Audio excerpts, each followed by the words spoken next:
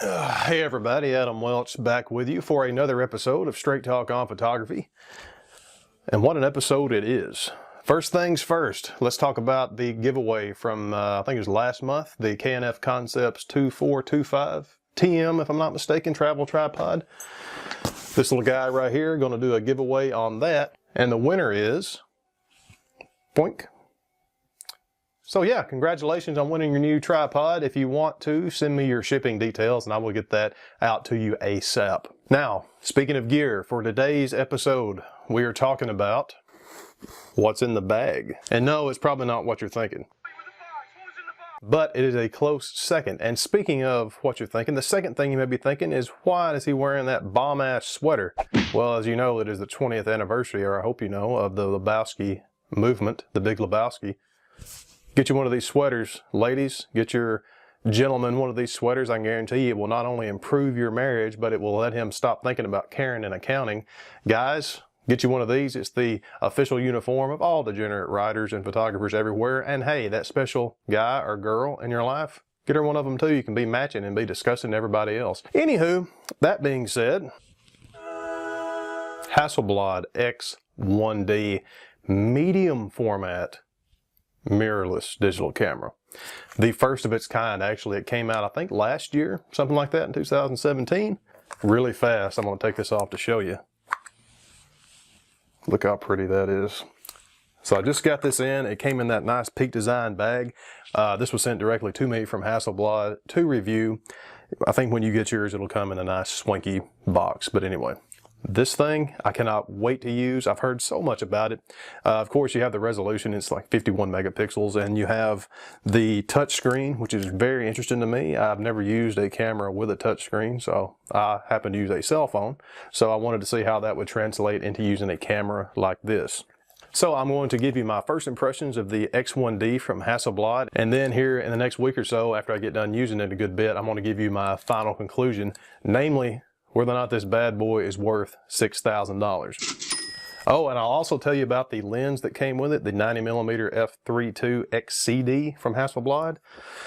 I've heard they make some ridiculously good glass. I'm going to let you know about that in its very own video. So yeah, look for the upcoming videos of not only the X1D, the XCD 90mm, but also the DJI Mavic Air and the DJI Ronin S gimbal. Yeah, no joke, people. I'm telling you, I'm swamped with reviews. But once all that's over, we'll start getting back to some of the more finer points of photography. All right, right out of the box, or right out of the bag, I should say. This thing is nowhere near as big as I thought it would be. Now, granted, I have some orangutan hands. It's like grabbing a handful of bananas when you shake it. But I was surprised to see just how nimble and how usable this camera would be for the general user that don't have the Frankenstein hands. Absolutely amazing build. I have to say, this is aesthetically probably the most beautiful camera I've ever handled. Don't tell my Sony that. There have been some reported quirks, though, that I'm interested to see how they actually perform in real life. Namely, when the camera was first released, the firmware, you couldn't even select the autofocus point, which is a cool feature on this. You couldn't do that.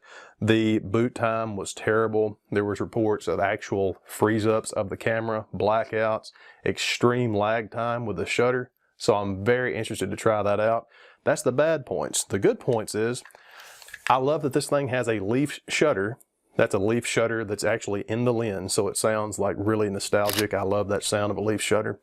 And with the latest firmware release, this Hasselblad now has an electronic shutter. The reason why that's important, it lets you go up to 1/8,000th of a second. Now, leaf shutters are cool because they allow for relatively blazing fast flash syncs. Most of the time with usual DSLRs, you go up to maybe 1/250th of a second. With the electronic shutter on the X1D, you can literally go up to a flash sync, I think of 1/2000th of a second, if I'm not mistaken. If so, I'll correct it probably over here somewhere. But that is huge. If you do a lot of flash work, studio work with a speed light, that electronic shutter, really going to help you out a lot. What else? So far, on the outside of the camera, aside from it look just sexy as hell, it has something that you kind of think, why hasn't somebody come up with this before? A retractable adjustment knob.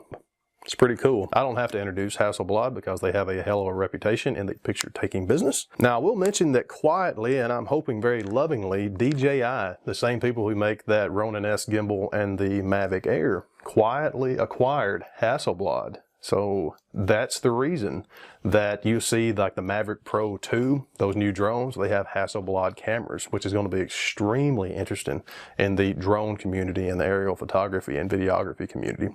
Lots of exciting stuff going on. Popping that 90mm on there, the thing is still amazingly light. At least if it's not light, it is very well balanced, exceptionally well balanced, if I may say so. The entire package has screamed quality, and for this price it should. Weather sealing is another big thing on the list. This thing has a very unique battery compartment, which everything else is weather sealed as well, especially around the lens. It has that rubber gasket around the lens bayonet similar to a lot of Tamron lenses, so it gives you a lot of extra security, and you probably need that seeing as this is a mirrorless camera and there's not a lot between the big sensor and the back of that lens. Something very unique I wanted to mention right off the bat here is the battery compartment.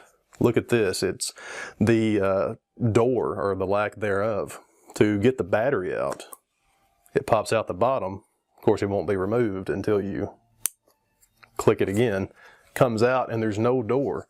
The bottom of the battery acts as the gateway to the battery compartment. Now that has a nice robust gasket on there, so I'm not too worried about moisture getting in there. But that's a very ingenious design and I really like it. There's nothing to try to get a hold of with gloved hands. You can just push up on the latch, press again, and you're in business. So far, I'm not gonna lie to you folks, I'm a little smitten with the X1D right out of the bag there. Not that it has Gwenyth Paltrow's head in it or anything. God, I probably shouldn't have said that. Anyway, stay tuned for this and all those other review videos. If you don't subscribe to the channel already, I would appreciate it because I have a feeling you're not going to want to miss the final thoughts on the X1D. So until next time, or until I start filming that other video, I'm Adam Welch. Please join us back because I'm going to be announcing the next giveaway for next month in the next video. Next. You're not going to want to miss it, folks. Thanks a lot.